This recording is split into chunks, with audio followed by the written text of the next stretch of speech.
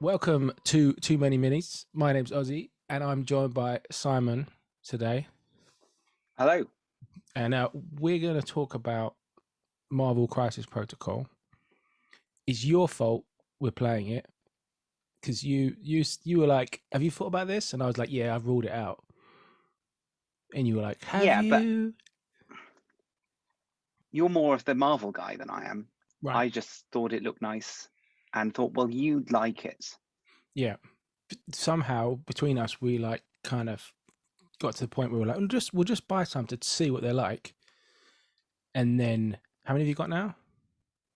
I've got 12, so 6 packs of 2. And I've got a lot. I don't know. Yeah, you've got more, Because I got surely, the I because you've got the got the core, core. so I got the core set now, which is the sensible way of getting into it, and you get all the bits. Yeah, it feels money sensible. I sort of somewhat regret not getting it, but there were just too many models in it I didn't want. I think you can wait for somebody to like buy it who doesn't want the cards and the rules and stuff, doesn't need that, and you can ignore the models. Do you know what I mean? And get that off them because that's what it's got all the rules and the cards and the dice and the rulers. But yeah, Yeah. whether you're interested in the models is another thing. And we've got a little group of people now who are going to start playing it at the London Wargaming Guild, and some of them have got the core box, and some of them have very much just gone for the bits they want. Right, like I only like X-Men. I'm going for Yeah. that. Who's going to buy the core box and not want the dice and rulers and tokens and cards? Yeah, yeah. Somebody who's buying a I second don't feel core like box. that's going to happen. Who's Well, going to do that? it could be me. Someone who's already got the tokens. Like, Yeah, it could be me. I could be like, I need an extra head to do another hair conversion on one of the female characters I because think you should I've do that. you I would don't know do that. what is you're planning, but I think you should get a second core box. I'm really worried. So the other thing I've got other than the core box, well, basically the core box has Avengers and it has the generic name for the bad guys, which is Cabal, right? I mean, I think that exists in the comics these days as a concept, but basically it's just a lot of bad guys together. And some people just aren't into the Avengers, so they don't want it, right? But I bought more Avengers like the Vision and the Wasp and Ant-Man and Ms. Marvel and Power Man and Iron Fist. And then, but I've also got two Inhumans. So I've got Black Bolt and Medusa, and I want to get the other two Inhumans, Crystal and Lockjaw the dog.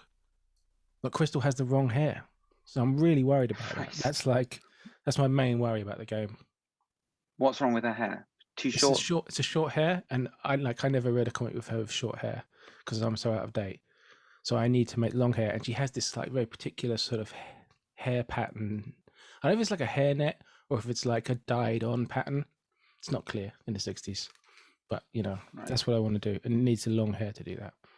So that's why I might need a second core box just for Black Widow's hair. A second Black Widow's hair. Yeah. I would quite like to do. I've seen a few people have done it. I didn't know about Spider-Man Noir until like yesterday. I don't know about But Spider-Man Noir. Oh, is that just what you call Black Spider-Man with the white logo on? no, he's Oh. like a 1930s Spider-Man with a fedora and a trench coat. That's not very And some Spider-Man-y. people have done quite a good version of him using the Red Skull model. Okay. With a Spider-Man head and then a hat. And then a sculpted on hat. You're good at And sculpting if there's hats. one, I am. It's one thing I'm really, really good at sculpting hats with brims. It's cool. We did play the game, didn't we? We had one game. We've played it. And what did you think of it I in really general? enjoyed it. It was good. It But took I mean, us that's about probably 4 times as long as it ought to have, but we were checking every rule as we went. yeah. And sometimes multiple times. Every time we did it, we checked the same rule again. Yeah, yeah.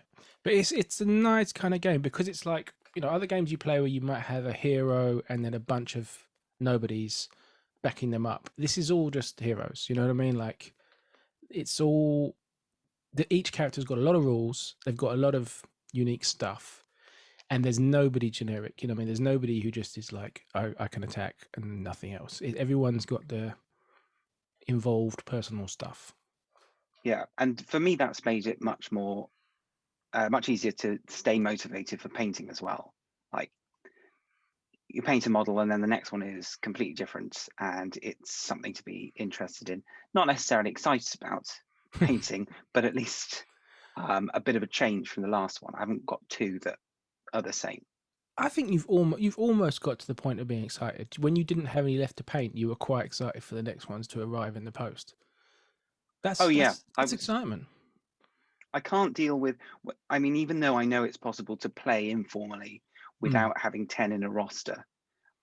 So the game requires that you have 10 characters in a roster, and then you get a points level determined when you choose your objectives. And then you pick from those 10 to get your squad up to the point level of the scenario. And so you could, if you were playing casually, just have enough to satisfy that number, but you're supposed to have 10. Yeah. And I'm the kind of person who, even though I know I can play the game without having 10 initially, I had to have 10. I needed 10. You're a rule not breaker, whatever the word is, a rule respecter.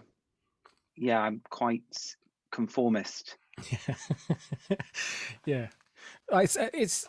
It's a funny idea, that idea that you have 10 and then you don't use them. It's a bit like in, I don't know, Magic the Gathering or something, where you can have like a sideboard or whatever. You know, there's certain types of games that use that idea of having a larger amount going into it than you would then use. I think it's unusual in a miniatures game, a kind of skirmish game.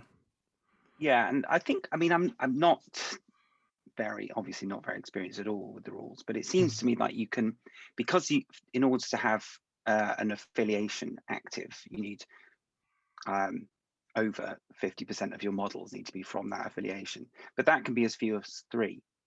So I think it's quite possible to almost do a bit of a feint with your like your roster could look like it's Avengers, but you could do Web Warriors, which is I the could Spider-Man very one. easily have a 10 which was almost all Avengers and almost all also A-Force, you know, and run the all female team, you know, because so many of them cross over and stuff.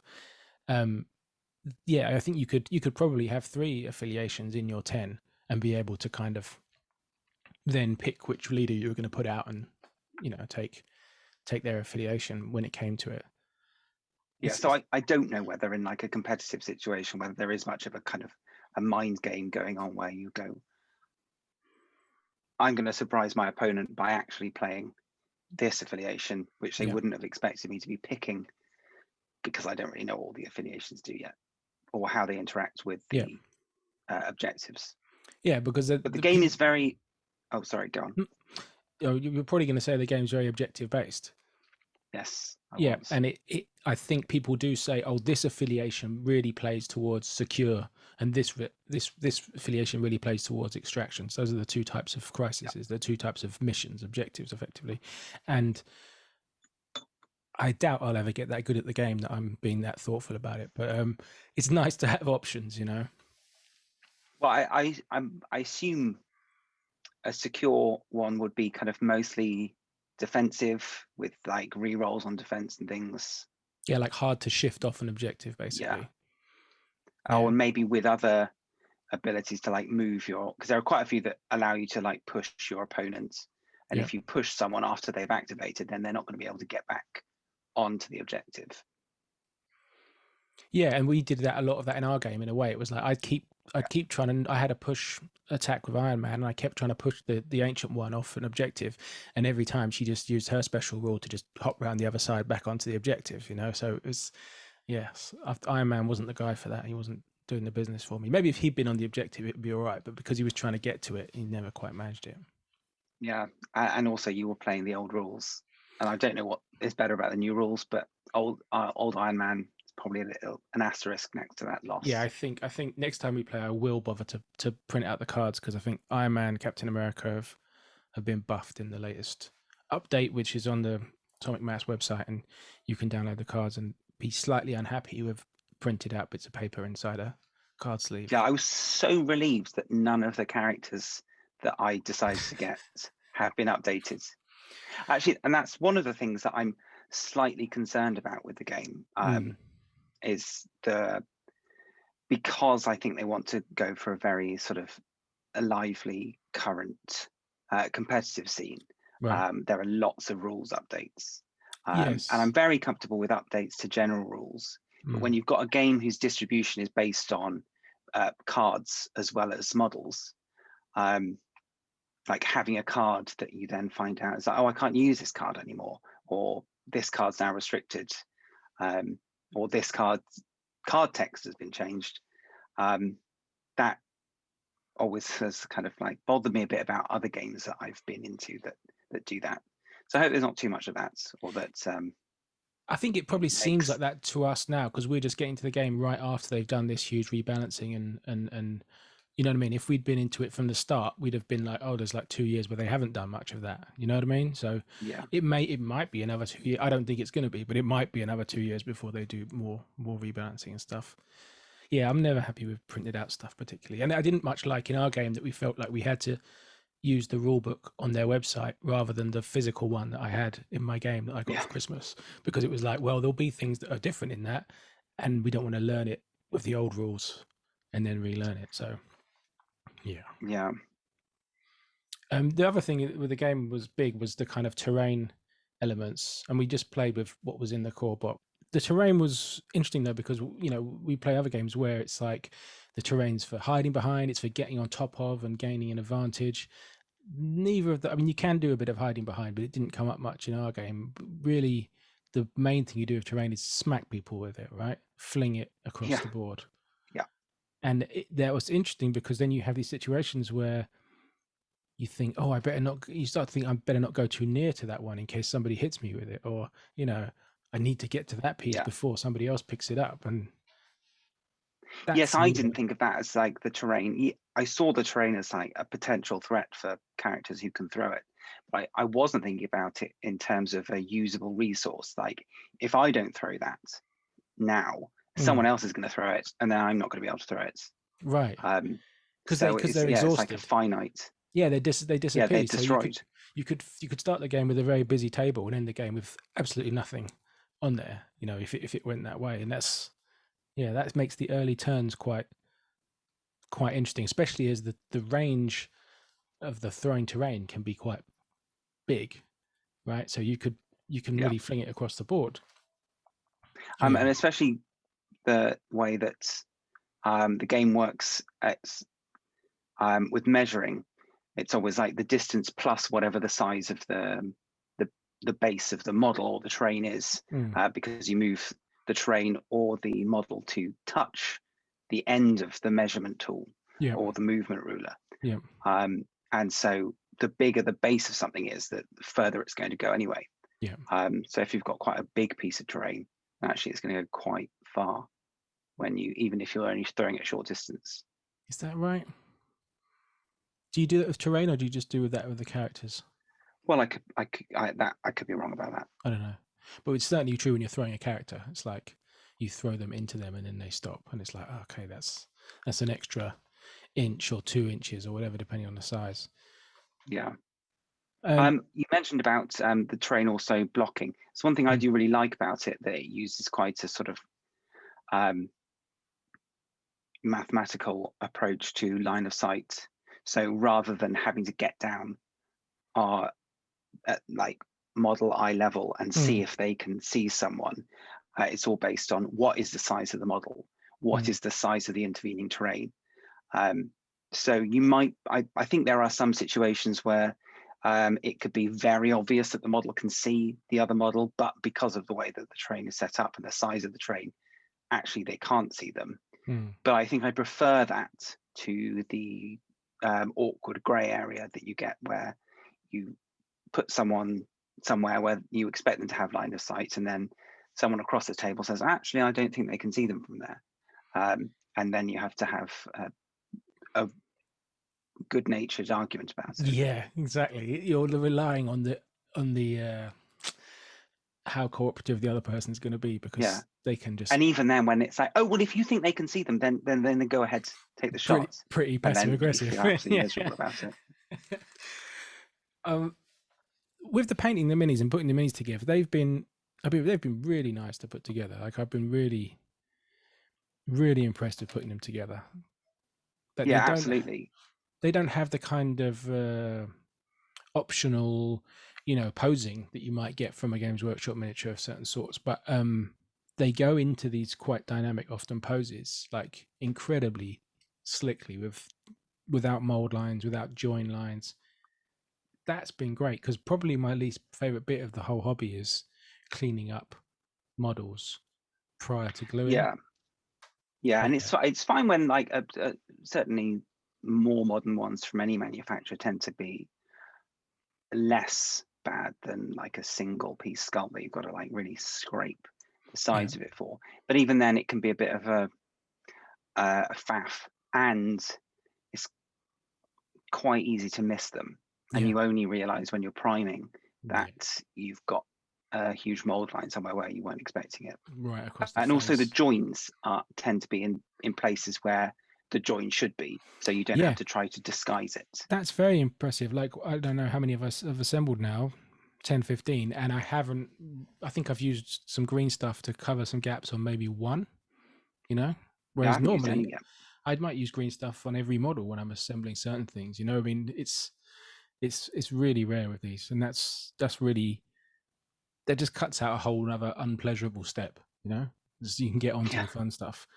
I have quite enjoyed painting these, and I feel like painting them, I've sort of found a level where, I've not painted any of them the best I could paint them, but I've painted them all quite quickly to a level that I'm really satisfied with, and I think I've just found them a lot easier to paint than most of the other kind of models that I've been into.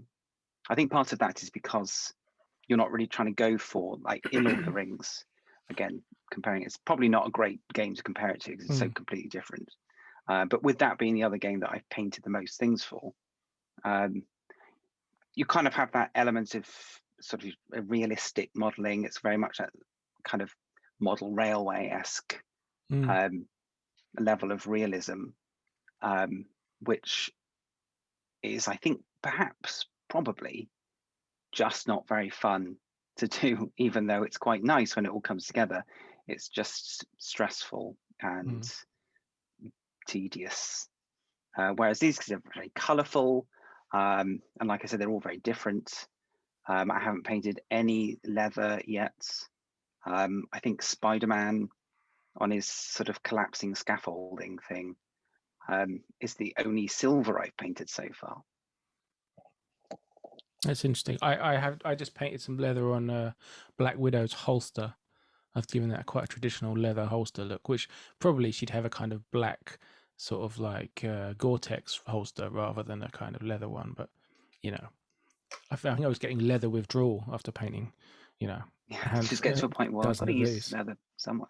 Yeah, we've got to put some leather on some of these guys. I even painted Captain America to not have brown leather straps, because I like an old school Captain America without all these kind of strapping and pouches and stuff. So I didn't put the pouches on, and I painted his straps red because I'm old fashioned. Well, that is one of the 3 colors you're allowed to paint on that model. I think so, and I've made his boots red as well, not brown, because I know everything has to be like more plausible these days. When you make them into movies, it's like, well, no, you should have brown boots because, red boots is ridiculous, on a man. It's like, no, the whole thing's ridiculous. It's fine. Has he got brown boots in the movies? And I can't say I've paid much attention to any of their footwear. I think so. I need to pull up a long shot, but I think so. Lots of leather to give it a sort of slightly military look. But yeah, they've been really nice to paint, and I feel like what you were saying about kind of getting them to a level and then being happy with them, I find that they don't seem to benefit from like really over labored highlighting. You know, they don't really want Yeah. really stark highlighting and stuff. They kind of want large lumps of them to be flat color because that's what comic books are like, you know, like it feels like that. So yeah, I've definitely, with mine, I've been trying to go with a kind of 60s look where I can, because that's my favorite Marvel comics. But some of them weren't even invented in the 60s. So like Yeah. Luke Cage is going to be in the 70s. So I've modeled on a headband for him to be a silver headband, and I will give him a little small fro. But then I realized I've assembled him without shaving off his goatee. Really, I'd like him clean shaven, but I think he's going to have the goatee, because if I paint it to not be there, it will look like he has a funny ridged chin. Is it too late to shave off his goatee? It's a bit fiddly. I feel like I might chisel his face into a funny shape. He might end up Well, looking like a sort of android. like I said, I do have a spare Ancient One head that you can She model might, her little Luke head Cage might be a head bit onto. slight for Luke Cage. He's quite Actually, no, beefy. she's got a really big head. She's got She, quite a big head. his neck is Doesn't as. look it. She's not got a very Tilda Swinton head. That's for sure. I just still. I don't even know whether they did the head Hmm. on the Ancient One to sort of pacify people who weren't happy with the female version of the Ancient One. So they've gone, oh, well, we're giving her the same costume as the female Ancient One from the movies, but she's going to have Matt Lucas's head. She could just be a random Harry Krishna on Oxford Street, and that would be fine. Like for the people who didn't Yeah. like Tilda Swinton, it's just a Harry Krishna. That could work. I mean, the ones you've painted, which have been your favourites, kind of thing. I think the Ancient One, amazing to go together. I really like the kind of the layers of the costume, because it looks quite a simple model, but then when you kind of got it in your hands, you see all the different like components and how it all goes together. It's really nice, and it's all one color, Yeah, so it's just but it's a lot of yellow is a people's. lot. People hate painting yellow, but I quite like it. I think it's quite nice. Yeah, and I kind of like the way I paint yellow is using a very old, slightly decayed Games Workshop flesh wash, which has turned yellow, and it's got an incredibly strong pigment to it. So most of my yellows use a little bit of that, and that just somehow makes it incredibly easy. So yeah, she didn't take me very long, and she's one of my favorites, both in terms of like the finish and also the miniature. Just generally, I really like. Very dainty kind of. What's the word? Like intricate model with, you know, it's very much like, if you think back to the models of the 90s, that is 100% a model that couldn't have been made in the 90s. You know, it's Yeah, very much a absolutely. modern model. Yeah. And yeah, it is actually quite robust as well. It hasn't got any of the. There are a couple that I'm a little bit worried about. Scarlet Witch, I'm a little bit concerned about. Not her main bit of magic, but the bit of magic that goes up to her left hand is kind of very much standing by itself. Yeah. That's a bit of a concern. Mordo, I'm certain I'm going to break him because his little bit of magical smoky boot magic is very flimsy. Flimsy smoky boot magic. Yeah, that's what. It's my favorite Red Hot What Chili are they? Peppers The album. leaping, vaulting boots of Valtor, Oh, I didn't know they had a name. I think. I'm not really up on my You're Strange the lore. expert on this subject. I know I've read very few Doctor Strange comics. If it's not in the first 10 issues of Steve Ditko, then I probably don't know it. Well, I'm just going to say that the vaulting boots of Valtor. Then There you go. and hopefully I'm right. Put it in the comments. No, you idiot! It's the speedy smoky boots. Yeah, the Iron Fist is like held up in the air by his amazing dragon punch, and it's sturdy-ish, but I mean, you know, not safe for kids. Like, and I have two, so and they like Marvel stuff, so you know, Yeah. no touching is definitely I might write This that is definitely a game to get into magnetic boxes, though. Yeah, this has tipped me over the edge into the magnetic box. I've been basically laughing at you lot with your magnetic boxes for a while. Like, I'm fine with my foam Yeah. in a box, but now Yeah. this does feel like putting any of these in foam would be completely impractical. Yeah, your magnets are Yeah. good. They go upside down. Mine, not so much. Well, I sent you the link to the right magnets. I know, but I was in a rush. I had to get them off the evil company, and it took, they came quick, but they're a bit weak. If we put the link to those magnets that I suggested Yeah. in the comments of this video, will we get sponsorship riches from the magnet company From on a eBay? random eBay magnet company. It's highly likely with our millions of viewers. Their Yeah. high circulation will definitely count for something. Yeah. The model I'm having the most fun with is the Vision. Well, not the most fun, but I'm going the most off script, because with the Vision, I love the Vision. I think he's a fantastic character in the comics, and now he's huge. In the films, he was big-ish in the film, but with the WandaVision TV series, suddenly the Vision's like elevated to top tier character, and I'm here for that. I love that, but I really like the kind of old, straight up yellow and green costume with big pants. So I'm going for that. So he's only got red on the face, right? Yeah. The rest is just yellow and green, and I wanted to make him fly because he's kind of flying through a wall very low down on the official model. So I've put him up on a kind of advertising hoarding, which is going to have a 60s ad on it for my 60s theme. And he's much higher up. So, but he may look terrible because I haven't sculpted on a different costume. I'm just painting it over the top, which feels like really breaking the rules, The jury's out, but I have to wait until you finish that. Yeah. Which, I mean, it feels a bit when's like, that? I don't know when that's going to be because I'm scared. But it's like getting a children's coloring book and then just drawing another picture over it. Do you know what I mean? Like, forget the lines. I'm drawing a different pony, Yeah, I can't remember what it was. I have done that myself on something recently, and it didn't turn out as badly as I expected it to. You just got to have the courage of your convictions and go for it.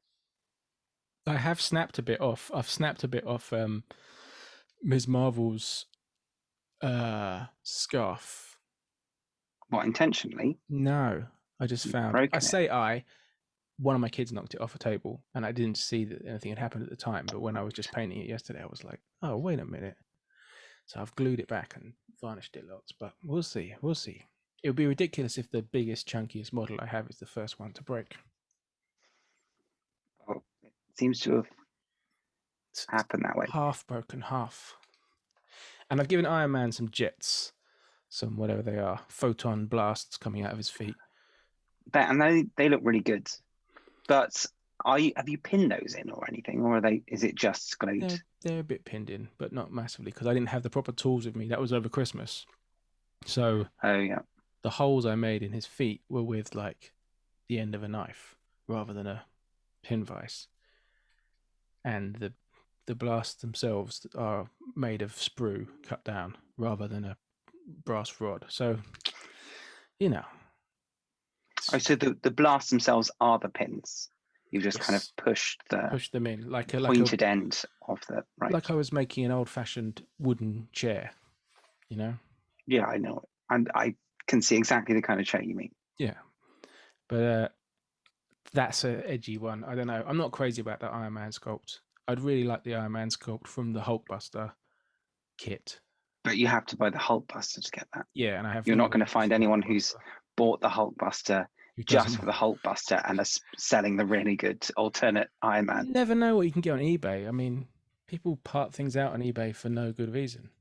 We might. I mean, when you look at the individual models on eBay, though, you get just the model and the character card, but without any of the tactics cards or tokens. Yeah. And they're usually about £25 when the whole kit is about 30. Yeah. £32. Yeah, it's not financially sensible. I'm sure I'll do something stupid and just buy it at some point if I keep getting into it. But the other thing is you don't actually need more and more and more figures for this game. Like you could get I mean, I don't think anyone wants to get the core box and just use that, because that's like 5 goodies and 5 baddies, and that's dumb. You can do it in this game, but it's dumb. But you And absolutely, they're not the best models in the range by a long stretch. There are some pretty cool ones in there, but I think one yeah, of the things that's very attractive about the game is that some of the models are really extraordinarily good. yeah. I think when you were saying like, look at the models, they're quite good, and I did look at this game when it launched.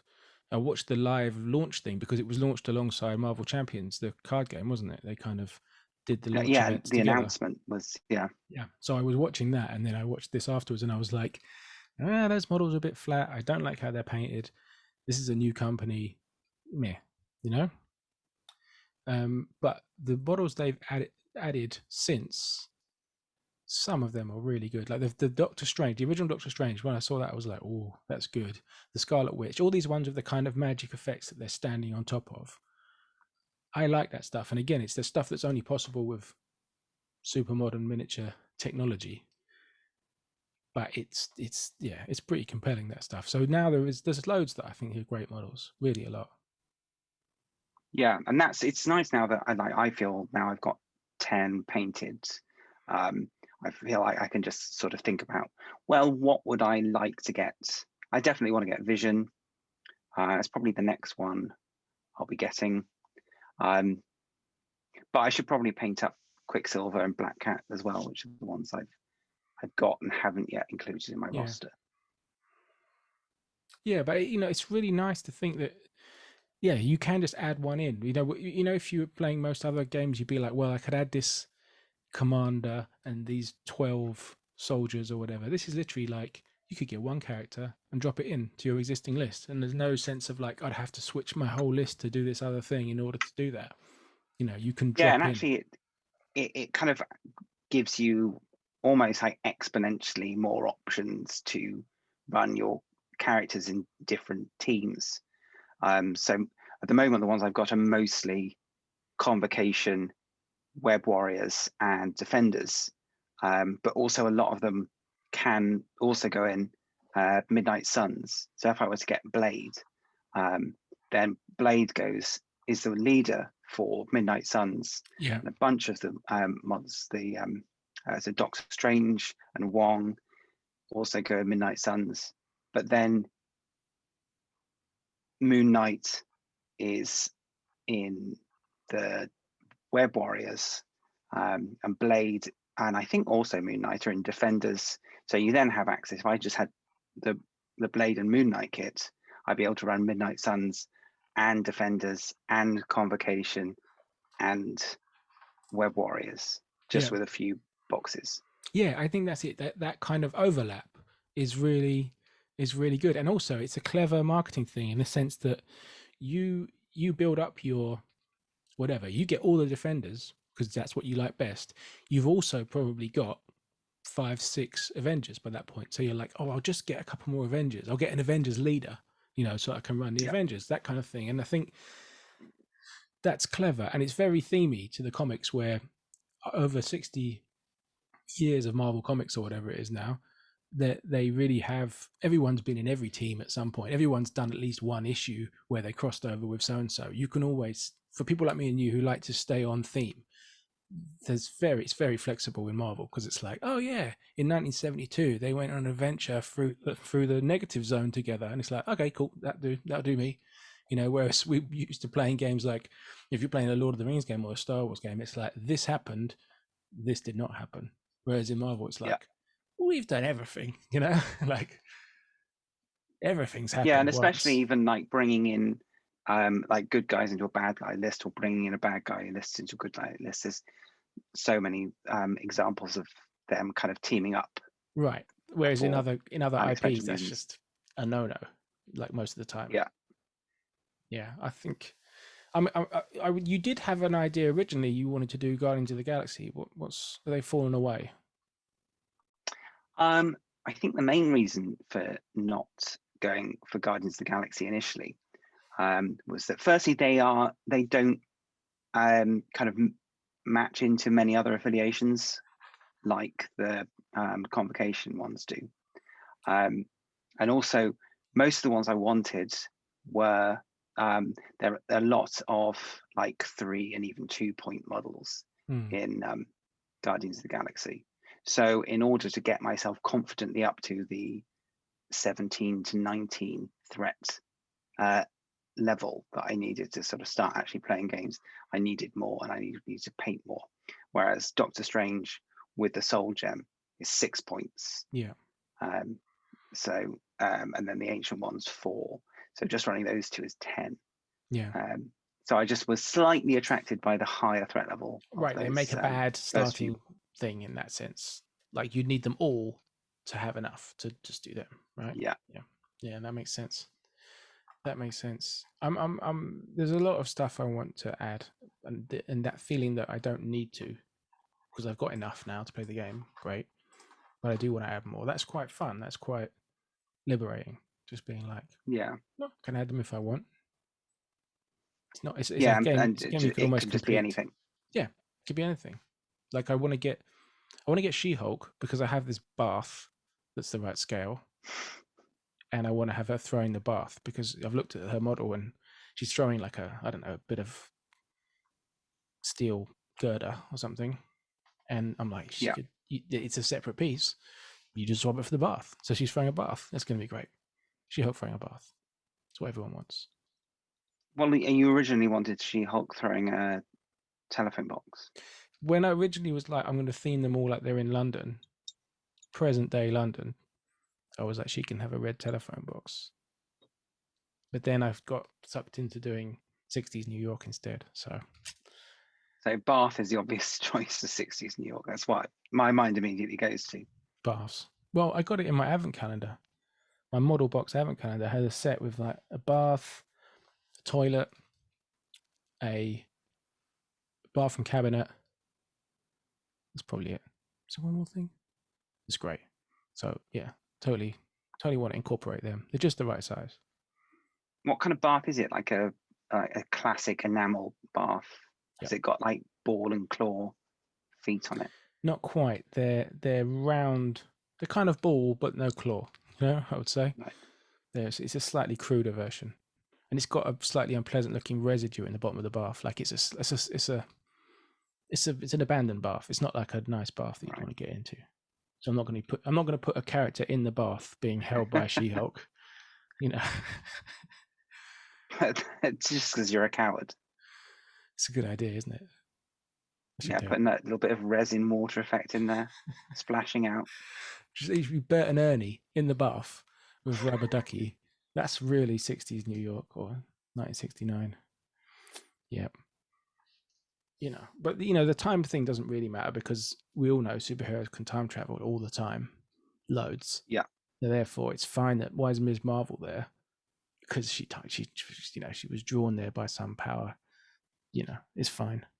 And one of my favorite comic books is Avengers Forever, which is like an Avengers team appears out of nowhere to solve a interdimensional time crisis caused by Kang, and they've all been drawn from different periods in the Avengers history. So, for instance, like the Wasp turns up from the present day. She's from the present day, and it's the present day Rick Jones, and yeah, the Wasp, and maybe one other from the present day. I don't know. And then everyone else is from the future or the past, right? And including her husband Hank Pym from the past, and he's a real asshole at this point in the past, and he doesn't know that by the time the Wasp's at, they've divorced. Like she's left him. He doesn't realize that. So there's a lot of stuff going on. But yeah, that kind of like everyone's just from different time periods, and that's fine. I'm into that. Yeah, I mean, I went for one of the reasons I went for Convocation and Web Warriors was because of the new Spider-Man movie, and there is a Doctor Strange Spider-Man team up element in that. So while a lot of the characters that I'm using don't feature, I did like the idea of having Spider-Man and Doctor Strange in the same team. Yeah, and you can really, if you're really fan of the films, you can really kind of pretty much tailor these to the films. I mean, they are the comic versions, but the comics in recent years have been very influenced by the films. You know what I mean? They've wrapped back around, so it's not very different. There's not much you'd have to change to really have them looking like film versions of the No, and of a the couple of them, a characters. couple of the convocation characters are very literally just the film reimaginings of the characters. The ancient one and Mordo, Mm. I don't think looked like that No, before the no. film. No, or yeah, or they're kind of so with some of the film things they put the change into place in the comic books before the films came out, but it was all part of a kind of realigning and modernizing of the universe sort of thing. So yeah, it's good stuff. We're going to play some more games and get good at it or competent at it. You're going to paint all of your models before Our we next do game, that. maybe 10, maybe 10. You know. Yeah. The problem I've got, which I didn't foresee, is characters like the Wasp, Ant-Man, and Ms. Marvel. They all come with 2 models of them because they change size, right? Twice as much painting, or in the case of Ms. Marvel, probably 4 times as much painting because she's really big. Well, the Wasp and the Ant miniature versions are very, very small. Very small, yeah. You need to get your small So brushes that, out. oh yeah, but they wouldn't take very long to paint, would they? Especially if you're painting them alongside. Well, you wouldn't know. You haven't painted them. I mean, I spent. Well, I haven't finished them. I finished Ant-Man. Haven't finished the Wasp because I've got to finish her completely before I stick her transparent wings back on. That's the plan. But it looked like the wings were just about the only thing you had left to do on that. Or have you got more to do You on the say Wasp? that. I don't know. I'm just looking at it. I mean, I haven't highlighted the black at all, but with these, I'm not really doing it. I don't want her to be grey. I want her to be black. So I'm probably just do the very slightest dry brush of like Ulthuan grey over some areas of detail, and then she's done. Yeah. Yeah, the black bits have probably been the things that have challenged me most with these models, is that they do have quite a lot of black, and the black can't be the same way that you do kind of black cloth on a fantasy model, Yeah. which can be like a little bit broken down. It needs to be quite clean, Yeah. and sort of shiny looking. Yeah, so it's like it's like an ultra highlight that you would only like a sheen, you know what I mean, like a glint, and it's definitely a different thing, like you say, to doing cloth or I don't know, scummy monster.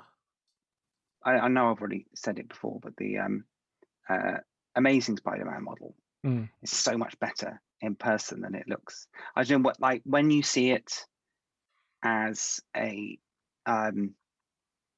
picture, it kind of looks like a diorama rather than a model. But like I said, you know, when I painted it, I really wanted to just have all of the color on Spider-Man, everything else much more kind of grayed out, fading into the background. It reads more as a cool little model on an elaborate base. Yeah. When you see it, rather than a little mini diorama. Yeah. That it kind of looks like in the pictures. It's on the middle-sized base, isn't it? Yeah. Right. I haven't got any of the larger base, so I think it's middle size. I think the same size base as Doctor Strange. The larger base Mordo. is massive. It's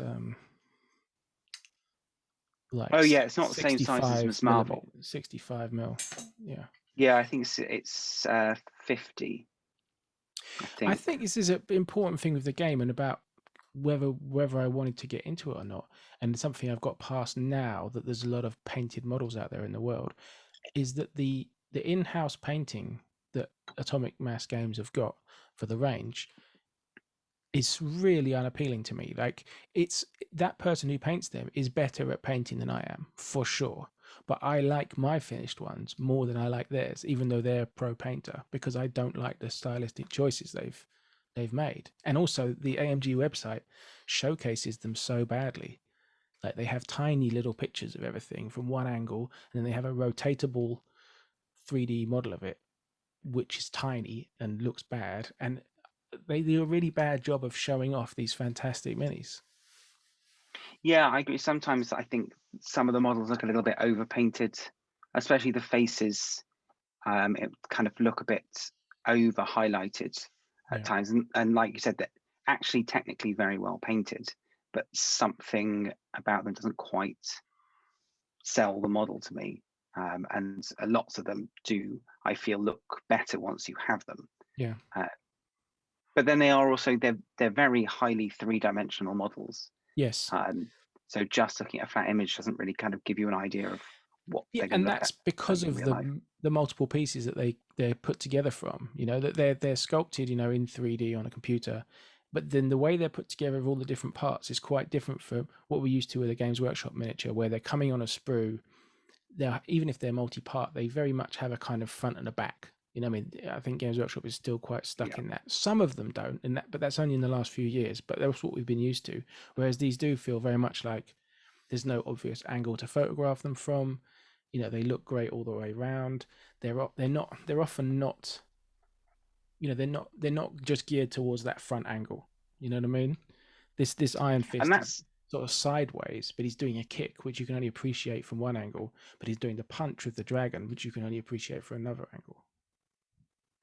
I think that's actually quite important with, and one thing you kind of forget when you're spending all of your time looking at the front of your models is that when you're playing with them, you're most often seeing the back of the model. Yeah.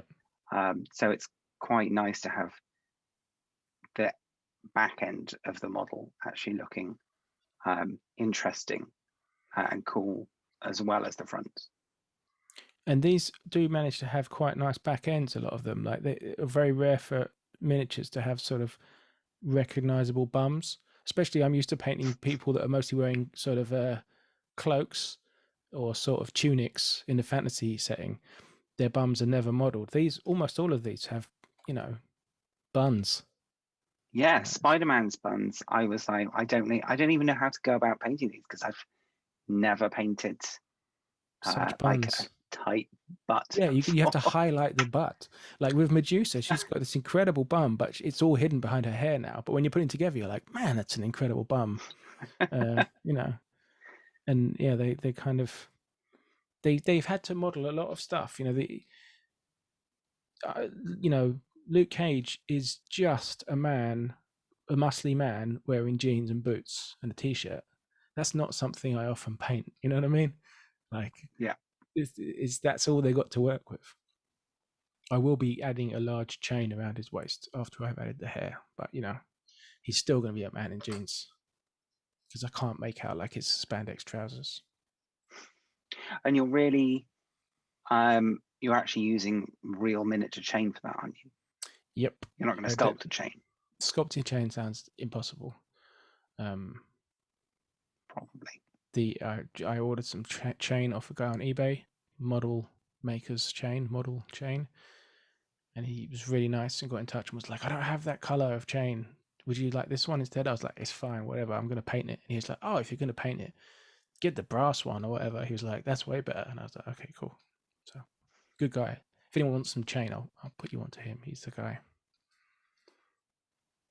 Anything else? I've done no modification on any of my models yet.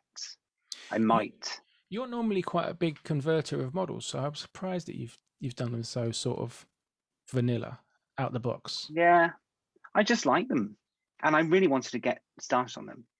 Worst thing about green stuff is it takes hours to cure. Yeah. And there hasn't been anything that I've really wanted to change. I did think about swapping the bases and spell effects for the two different Doctor Strange models, but my first one I got quite a long time before. Well, not quite a long time. It felt like a long time. You would have had to have been very patient. A few days. A few days of patience. Yeah, and I wanted to get started, so I just went with the generic out-of-the-box versions. And even now, like other than the silly Spider-Man Noir idea, I can't think of many things that I actually want to do. Like, I want to do this one, but different.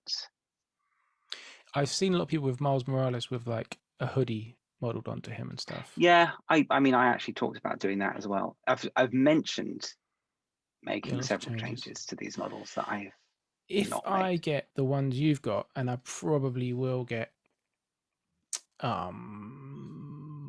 Scarlet Witch and Quicksilver, might get Doctor Strange because I really like the model, but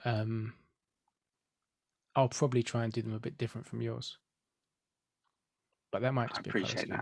Just so we don't get confused on the board between your painting and mine. The other thing about the way that they go together Mm. is that um, quite often with models that are quite ingeniously deconstructed in order to be then like reconstructed to look really dynamic. Mm. The separation points are in places that you wouldn't expect them to be. And it can be a bit weird for like separating parts. But as far as I can tell, everything that I've built so far has been quite logical in terms of what is a separate piece Mm. from other pieces. So with Doctor Strange, the original version, his whole kind of spell effect thing, that ring around him, is a piece, and you can very easily just separate him from that. So if you wanted to change him up, you don't have to like carefully carve off bits. You just take that off Yeah, that's and do very something true. else. Yeah, like I said about She-Hulk, like I was like, oh, that girder's probably modeled onto her hands. If it was a Games Workshop or something model, her hands would be modeled onto that, and they join at the shoulder or something. Do you know what I mean? The arm would be modeled onto it. Whereas this is, you're right, Yeah, everything is separated in a logical sort of real world way. Like, oh, it's their forearm, it's connected at the elbow. You know? Yeah, that's right. You know, it's not some kind of randomly picked by a clever algorithm. It's like taken yeah. apart in ways that you can then. I mean, I suspect there probably are on other models because there are too many models and they're too um, complicated in their poses for them to not have some. The only one that I've got is the Miles Morales. His fingers are attached to the news box, Right. um, Yeah, and and not to his arm. the Iron Fist, his Iron Fist is connected to the dragon's head, which is a whole piece that holds him up, which is fair enough. Right. But I mean, in, presumably the fist is like fully inside that. Is it yeah, like yeah, he like a doesn't have puppet. a fist? He Yeah. doesn't have a fist, but it's, you know, he's got a forearm. Yeah. For terrain, I think I need to get more terrain because it isn't enough. If you see what I mean. I'm not quite sure where to go with it as far as getting the New York terrain pack is just more of what's in the core set, and I don't like the cars in that, especially for the 60s. And I don't particularly need 3 kiosks. You know what I mean? So I don't know. It's Yeah. very tempting to get the big apartment building and the sanctum sanctorum, but what That I kind of need is apartment just building is smaller really things. cool. It's really cool, but I should probably make my own. Probably. I still think that I'm currently committed to the idea that I am going to do Wanda's wilderness cabin, just because I bought all those trees Yeah. for my Radagast board, Mm. and trees should be all purpose, right? I should be able to get lots of use out of trees. 100%. Yeah. So I can't just start a whole new storage area under the bed No. for some kind of city scene when I've got all those trees. And I really like the Scarlet Witch character Yeah. and the model. So I'm going to try and stick to my guns and go for a wood with a cabin in it. Because lots of trees. I mean, I guess the trees I've got will probably be size 3, maybe 4. They're quite tall. Mm. But that would be, you know, the lots of line of sight blocking then and opportunities to throw trees around each other You could have and then just have a few other bits. some random rocks, some shrubberies to make smaller Yeah, terrain. a log pile. I'm Yeah. thinking of like maybe adding like a pickup truck or a rusty old tractor or something that maybe Oh from a yeah. probably Wanda wouldn't use it, but from a previous owner. Oh, because we don't know where her cabin in the woods is, do we? We don't. It looks like North America. It does, but it could be like Siberia or like Sokovia or something, right? Yeah. And Or Sweden. I'm just saying, like, Looks a bit Swedish, doesn't rusty former communist tractors are absolutely, it? absolutely Yeah, beautiful. I'd go If for that. you've any way you could get it to an Iron Curtain tractor, they're the best for rusting. Also, we may see more of her cabin in the woods in the upcoming uh, Well, it looks Looks like it strange looks here. on the trailer like she's got a different, slightly more bougie chalet. Okay. So Um, she's gone to like Mirabelle or somewhere, Chamonix.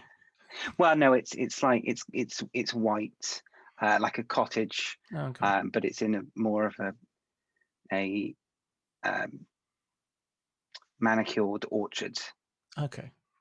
with lots of like trees in rows. So Sounds it quite, doesn't look like the same.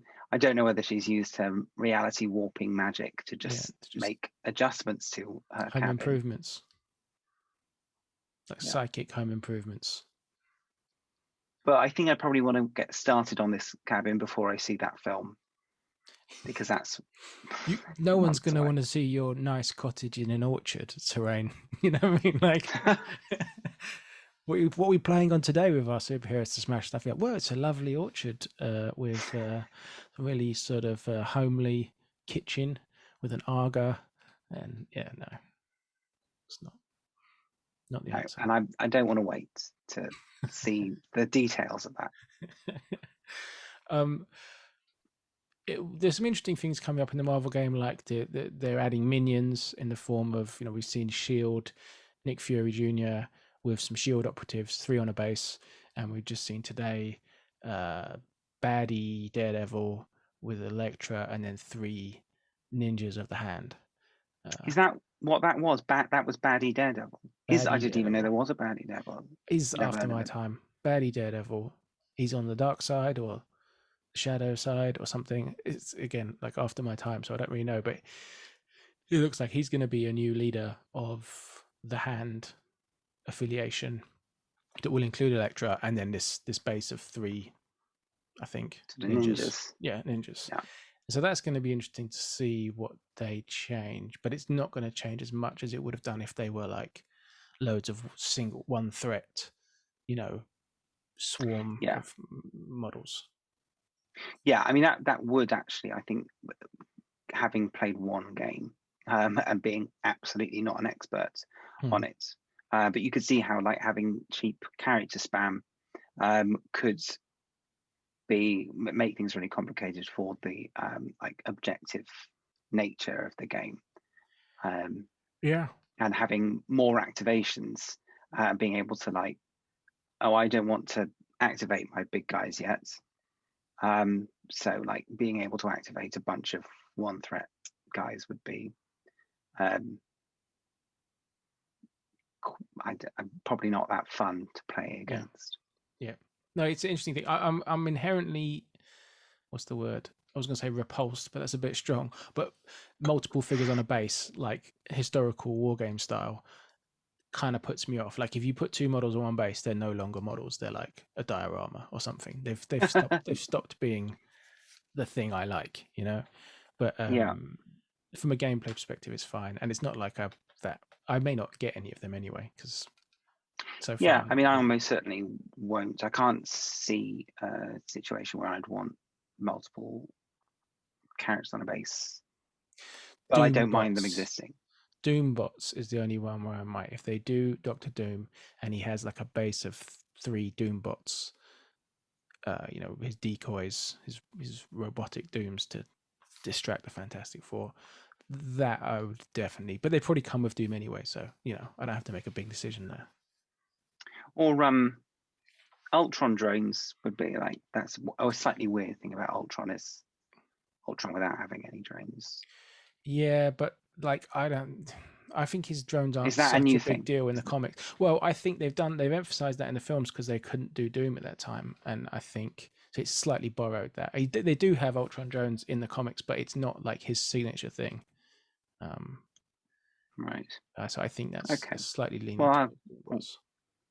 We'll do more Marvel Crisis Protocol videos, and we may even work out how to do battle reports. That's on the cards. There's some ideas about that.